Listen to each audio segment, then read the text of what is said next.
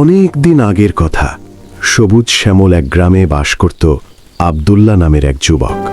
গ্রামের পাশ দিয়ে বয়ে গেছে শান্ত এক নদী, তার তীরে দিগন্ত বিস্তৃত ফসলের মাঠ।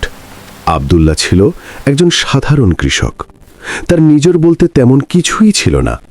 বাবার রেখে যাওয়া এক টুকরো জমিতে চাষাবাদ করেই তার সংসার চলত। কিন্তু তার ছিল এমন এক সম্পদ যা গ্রামের আর কারও কাছে ছিল না। সেটা হলো তার সততা ও নির্মল চরিত্র। প্রিয় দর্শক, মূল ঘটনায় যাওয়ার আগে আপনার কাছে ছোট্ট অনুরোধ, আমাদের চ্যানেলটি সাবস্ক্রাইব করুন এবং কমেন্ট করে জানান আপনি কোন জেলা থেকে আমাদের ভিডিওটি দেখছেন। যে জেলা থেকে বেশি কমেন্ট আসবে সেইখান থেকে লটারির মাধ্যমে 3 জনকে আমরা 200 টাকা মোবাইলে রিচার্জ করে দেব। ধন্যবাদ। আব্দুল্লাহ ছিল অল্পভাষী, কিন্তু তার মুখের মৃদু হাসি আর চোখের সরল দৃষ্টি মানুষের মন জয় করে নিত। সে কখনো কারো সাথে খারাপ ব্যবহার করত না, কাউকে ঠকাত না, আর সব সময় অন্যের বিপদে ঝাঁপিয়ে পড়ত। গ্রামের ছোট বড় সবাই তাকে ভালোবাসত, সম্মান করত। আব্দুল্লাহর গরিব কুঁড়েঘরটা যেন ছিল গ্রামের সবচেয়ে নিরাপদ আশ্রয়। আব্দুল্লাহর এই সম্মান আর ভালোবাসা গ্রামের প্রধানের মনে হিংসার আগুন জ্বালিয়ে দিয়েছিল। গ্রামের প্রধান, নাম তার রমজান শেখ, ছিল বিশাল ধন সম্পদের মালিক। তার ছিল বড় বাড়ি, অনেক জমি আর ক্ষমতা। সে ভাবত গ্রামের সবচেয়ে ধনী এবং ক্ষমতাবান ব্যক্তি হিসেবে সবাই তাকেই সম্মান করবে, তার সামনে মাথা নত করে থাকবে। কিন্তু বাস্তবে ঘটত তার উল্টো। মানুষ রমজান শেখকে ভয় পেত, কিন্তু সম্মান করত না। তার সামনে সবাই ভালো কথা বললেও আড়ালে তার লোভ আর অহংকারের কথা বলত। রমজান শেখ দেখত মানুষ তার চেয়ে আব্দুল্লাহকে বেশি ভালোবাসে, তার কথা বেশি শোনে। এই বিষয়টা তাকে কুঁড়ে কুঁড়ে খেত। সে ভাবত, আমার এত টাকা, এত ক্ষমতা, তবুও মানুষ কেন আমাকে সম্মান করে না? আর ওই গরিব আব্দুল্লাহর কি আছে যে সবাই তাকে এত ভালোবাসে? রমজান শেখের মনে হিংসার আগুন দাউ দাউ করে জ্বলতে লাগল। সে আব্দুল্লাহকে ছোট করার, তাকে মানুষের চোখে খারাপ প্রমাণ করার জন্য সুযোগ খুঁজতে লাগল। সে ভাবল, যদি একবার আব্দুল্লাহর সততার মুখোশটা খুলে দেওয়া যায়, তাহলেই গ্রামের মানুষ তাকে ঘৃণা করতে শুরু করবে। আর তখন সবাই রমজান শেখকেই গ্রামের একমাত্র সম্মানীয় ব্যক্তি হিসেবে মেনে নেবে। এই কুটিল চিন্তা মাথায় নিয়ে রমজান শেখ আব্দুল্লাহর বিরুদ্ধে এক ভয়ঙ্কর ষড়যন্ত্রের জাল বুনতে শুরু করল। সে জানত আব্দুল্লাহকে সাধারণ কোনো উপায়ে হারানো যাবে না। তাই সে এমন এক পথ বেছে নিল যা আব্দুল্লাহর জীবনকে চিরদিনের জন্য বদলে দেবে। রমজান শেখের মনে আব্দুল্লাহর প্রতি হিংসার আগুন এত তীব্র হয়ে উঠেছিল যে সে আব্দুল্লাহকে গ্রাম থেকে বিতাড়িত করার জন্য এক জঘন্য পরিকল্পনা আঁটল। তার বাড়িতে ছিল একটি প্রাচীন পারিবারিক চেইন, যা তাদের বংশের ঐতিহ্যের প্রতীক ছিল। এই চেইনটি ছিল অত্যন্ত মূল্যবান এবং গ্রামের সবাই এর কথা জানত। রমজান শেখ এই মূল্যবান চেইনটিকেই তার ঘৃণ্য ষড়যন্ত্রের হাতিয়ার হিসেবে ব্যবহার করার সিদ্ধান্ত নিল। একদিন সকালে রমজান শেখ গ্রামের মোড়লদের এবং গণ্যমান্য ব্যক্তিদের ডেকে পাঠাল। তার মুখ ছিল চিন্তিত এবং কণ্ঠস্বর ছিল ভারাক্রান্ত। সে সবার সামনে ঘোষণা করল যে তার পূর্বপুরুষদের স্মৃতিবিজড়িত সেই মূল্যবান চেইনটি চুরি হয়ে গেছে। গ্রামের সবাই এই খবর শুনে হতবাক হয়ে গেল। রমজান শেখ এরপর নাটকীয়ভাবে আব্দুল্লাহর দিকে আঙুল তুলে বলল, আমি নিশ্চিত এই কাজ আব্দুল্লাহ ছাড়া আর কারো নয়। সে গরিব, তার অভাবের তাড়না তাকে এই পথে ঠেলে দিয়েছে। গ্রামের প্রধানের এই অভিযোগ শুনে অনেকেই দ্বিধায় পড়ে গেল। তারা আব্দুল্লাহকে ভালো জানত, কিন্তু রমজান শেখের ক্ষমতা আর প্রতিপত্তির কাছে তাদের কণ্ঠস্বর দুর্বল হয়ে পড়ল। রমজান শেখ গ্রামের সবার কাছে এই মিথ্যা অভিযোগ প্রচার করতে লাগল। সে যুক্তি দেখালো, আব্দুল্লাহ গরিব, তার ঘরে নুন আনতে পান্তা ভরায়। এমন একজন মানুষই তো এমন মূল্যবান জিনিস চুরি করতে পারে। আমার এত ধন সম্পদ, আমার কি চুরির প্রয়োজন আছে? তার এই কথায় কিছু সরলমনা গ্রামবাসী প্রভাবিত হল। তারা ভাবতে লাগল, হয়তো রমজান শেখের কথাই ঠিক। গরিব মানুষ অভাবে পড়ে অনেক কিছুই করতে পারে। আব্দুল্লাহকে যখন এই অভিযোগের কথা জানানো হলো, সে আকাশ থেকে পড়ল। তার চোখ দিয়ে অঝরে পানি ঝরতে লাগল। সে আল্লাহর কসম খেয়ে বলল যে সে নির্দোষ। কিন্তু রমজান শেখের প্রভাব এত বেশি ছিল যে কেউ তার কথা শুনতে চাইল না। রমজান শেখ গ্রামের সবাইকে আব্দুল্লাহর ঘর তল্লাশি করার নির্দেশ দিল। আব্দুল্লাহর কুঁড়ে ঘর তল্লাশি শুরু হলো। আব্দুল্লাহ জানত তার ঘরে কিছুই পাওয়া যাবে না। কারণ সে কোনো চুরি করেনি। কিন্তু রমজান শেখের পরিকল্পনা ছিল আরও গভীর। তার একজন বিশ্বস্ত গুপ্তচর, যে আব্দুল্লার প্রতি রমজান শেখের হিংসা সম্পর্কে অবগত ছিল, সে সবার অলক্ষ্যে একটি নকল চেন আব্দুল্লার ঘরের এক কোণে লুকিয়ে রেখেছিল। তল্লাশির এক পর্যায়ে সেই গুপ্তচর নাটকীয়ভাবে চেনটি আবিষ্কার করল। পেয়েছি পেয়েছি বলে সে চিৎকার করে উঠল। চেনটি আব্দুল্লার ঘরে পাওয়া গেছে শুনে গ্রামের সবাই হতবাক হয়ে গেল। তাদের মনে আব্দুল্লার প্রতি যে বিশ্বাস ছিল তা যেন এক মুহূর্তে ভেঙে চুরমার হয়ে গেল। সবাই আব্দুল্লাহকে বাজে মন্তব্য করা শুরু করল। ছি আব্দুল্লাহ, তোমার কাছ থেকে এটা আশা করিনি। গরিব হলেও তোমার সততা ছিল, এখন সেটাও হারাবে। এমন সব কথা আব্দুল্লার কানে বিষের মতো বাজতে লাগল। তার মাথা নিচু হয়ে গেল লজ্জায়, অপমানে। রমজান শেখের মুখে তখন বিজয়ের হাসি। সে ভাবল এখন আর কেউ আব্দুল্লাহকে সম্মান করবে না, সবাই আমাকেই মানবে। সে সবার সামনে ঘোষণা করল, যেহেতু আব্দুল্লাহ চুরি করেছে তাই তাকে এই গ্রামে থাকার কোনো অধিকার নেই, তাকে এখনই গ্রাম ছেড়ে চলে যেতে হবে। আব্দুল্লাহর কোনো কথা বলার সুযোগ ছিল না। তার নির্দোষ প্রমাণ করার সব পথ বন্ধ হয়ে গিয়েছিল। চোখের জলে বুক ভাসিয়ে আব্দুল্লাহ তার প্রিয় গ্রাম ছেড়ে অজানা পথে পা বাড়াল। তার মনে শুধু একটাই ভরসা ছিল, আল্লাহ। সে জানত আল্লাহই তার একমাত্র সহায়। সে মনে মনে বলতে লাগল, হে আল্লাহ, তুমিই আমার একমাত্র সহায়, তুমি আমাকে পথ দেখাও। গ্রাম থেকে বিতাড়িত হয়ে আব্দুল্লাহ যখন অজানা পথে পা বাড়াল, তখন তার মনে ছিল এক গভীর শূন্যতা।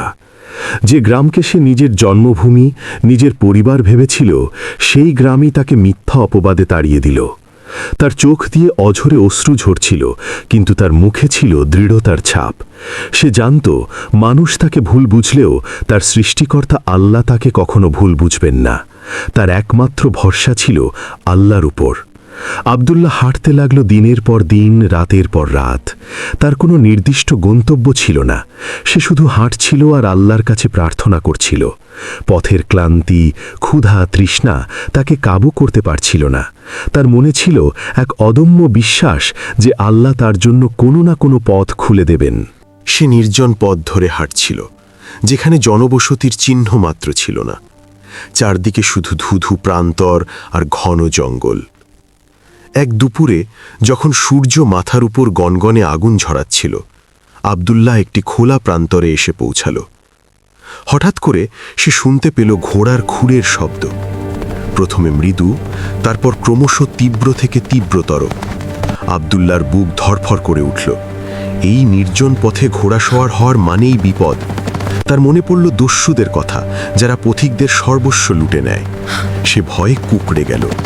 তার মনে হলো হয়তো তার জীবনের শেষ মুহূর্ত ঘনিয়ে এসেছে। কিন্তু পরক্ষণেই তার মনে পড়ল আল্লাহর কথা। সে নিজেকে বোঝালো, আমি তো আল্লাহর উপর ভরসা করেছি, তিনি আমাকে কেন বিপদে ফেলবেন? এই চিন্তা তার মনে সাহস জোগাল। সে সিদ্ধান্ত নিল সে ভয় পাবে না, সে আল্লাহর উপর পূর্ণ আস্থা রাখবে। সে রাস্তার একপাশে বসে পড়ল, মাথা নিচু করে আল্লাহর কাছে প্রার্থনা করতে লাগল। তার মনে কোনো দ্বিধা ছিল না, কোনো সংশয় ছিল না। সে বিশ্বাস করত যা হওয়ার তা হবে, আর আল্লাহ যা করবেন তা ভালোর জন্যেই করবেন। ঘোড়া সওয়ার দলটি আব্দুল্লার কাছে এসে থামল। তাদের পোশাক পরিচ্ছেদ, অস্ত্রশস্ত্র দেখে মনে হচ্ছিল তারা কোনো সাধারণ মানুষ নয়, বরং যোদ্ধা বা সৈনিক।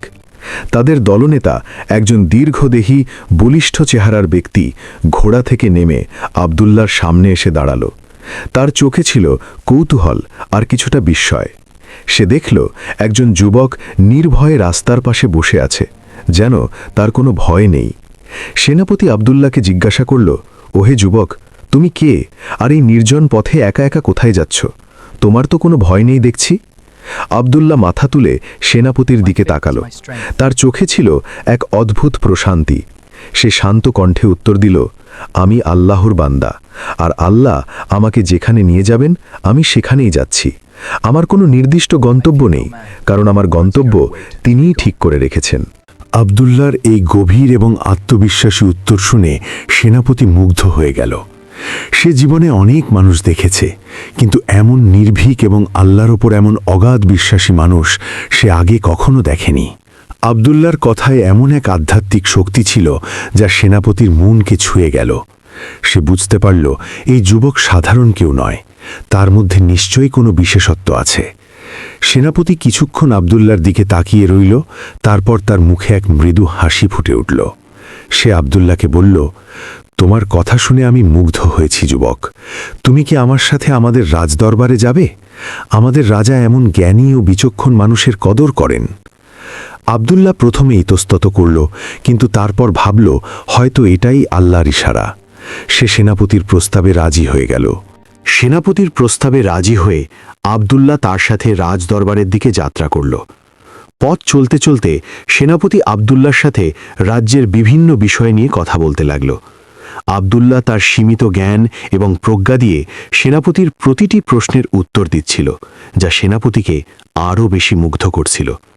সেনাপতি বুঝতে পারছিল এই যুবক শুধু ধার্মিকই নয়, বরং তার মধ্যে গভীর চিন্তাভাবনা এবং বিচক্ষণতাও রয়েছে। কয়েকদিন পথ অতিক্রম করার পর তারা অবশেষে রাজধানীতে এসে পৌঁছাল। রাজধানীর জাঁকজমক দেখে আব্দুল্লাহ বিস্মিত হল। উঁচু উঁচু দালান, প্রশস্ত রাস্তা আর মানুষের কোলাহল সবকিছুই তার ছোট গ্রামের জীবন থেকে সম্পূর্ণ ভিন্ন। রাজপ্রাসাদ ছিল আরও বিশাল এবং চোখ ধাঁধানো। তার জীবনে এমন বিশাল প্রাসাদ সে কখনো দেখেনি। সেনাপতি আব্দুল্লাহকে নিয়ে সরাসরি রাজদরবারে প্রবেশ করল। রাজদরবার ছিল লোকে লোকারণ্য। রাজ্যের উজির, নাজির, সভাসদ এবং গণ্যমান্য ব্যক্তিরা সেখানে উপস্থিত ছিলেন। সবার দৃষ্টি ছিল আব্দুল্লাহর দিকে। তাদের চোখে ছিল কৌতূহল আর কিছুটা অবিশ্বাস। একজন সাধারণ কৃষক, যার পোশাক পরিচ্ছদ সাধারণ, তাকে কেন সেনাপতি সরাসরি রাজদরবারে নিয়ে এসেছে? রাজা তার সিংহাসনে উপবিষ্ট ছিলেন।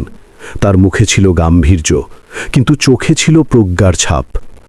সেনাপতি রাজাকে আব্দুল্লাহর পরিচয় দিল এবং কিভাবে তার সাথে আব্দুল্লাহর দেখা হয়েছে সেই বর্ণনা দিল। সে আব্দুল্লাহর নির্ভীকতা এবং আল্লাহর উপর তার অগাধ বিশ্বাসের কথা তুলে ধরল। রাজা মনোযোগ দিয়ে সব শুনলেন। তারপর তার দৃষ্টি আব্দুল্লাহর উপর নিবদ্ধ হল। রাজা আব্দুল্লাহকে তার সামনে আসার নির্দেশ দিলেন। আব্দুল্লাহ নির্ভয়ে রাজার সামনে গিয়ে দাঁড়াল। তার মনে কোনো ভয় ছিল না, কারণ সে জানত আল্লাহ তার সাথে আছেন। রাজা কিছুক্ষণ আব্দুল্লাহর দিকে তাকিয়ে রইলেন। তার চোখে ছিল এক গভীর অনুসন্ধান। তিনি আব্দুল্লাহর সরলতা এবং আত্মবিশ্বাসের মিশ্রণ দেখে মুগ্ধ হলেন। রাজা তার প্রজ্ঞা যাচাই করার জন্য আব্দুল্লাহকে 3টি কঠিন প্রশ্ন করার সিদ্ধান্ত নিলেন। এই প্রশ্নগুলো ছিল এমন যা কেবল একজন জ্ঞানী এবং বিচক্ষণ ব্যক্তি সঠিক উত্তর দিতে পারে। রাজা গম্ভীর কণ্ঠে প্রথম প্রশ্নটি করলেন, ওহে যুবক, তুমি তো আল্লাহর উপর অগাধ বিশ্বাস রাখো। বলো তো, এই পৃথিবীর সবচেয়ে মূল্যবান জিনিস কি? আব্দুল্লাহ কোনো দ্বিধা না করে উত্তর দিল, মহামান্য রাজা, আমার ক্ষুদ্র জ্ঞানে পৃথিবীর সবচেয়ে মূল্যবান জিনিস হল জ্ঞান ও সততা। জ্ঞান মানুষকে সঠিক পথ দেখায়, আর সততা মানুষকে মহৎ করে তোলে। এই দুটি গুণ যার মধ্যে আছে, সে পৃথিবীর সবচেয়ে ধনী ব্যক্তি। আব্দুল্লাহর উত্তর শুনে রাজা মৃদু হাসলেন। সভাসদেরা আব্দুল্লাহর উত্তরে বিস্মিত হল। তারা এমন একটি উত্তর আশা করেনি। রাজা এবার দ্বিতীয় প্রশ্নটি করলেন, বেশ বলেছ যুবক, এবার বলো, মানুষের সবচেয়ে বড় শক্তি কি? এই প্রশ্নটিও ছিল গভীর। কেউ ভাবল শারীরিক শক্তি, কেউ ভাবল ধন সম্পদের শক্তি, আবার কেউ ভাবল ক্ষমতার শক্তি। কিন্তু আব্দুল্লাহ আবারও নির্ভয়ে উত্তর দিল, মহামান্য রাজা, মানুষের সবচেয়ে বড় শক্তি হল ঈমান ও ধৈর্য।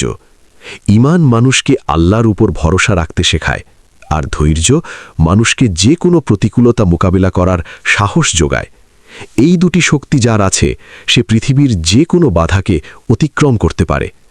আব্দুল্লাহর এই উত্তর শুনে রাজা আরও বেশি মুগ্ধ হলেন।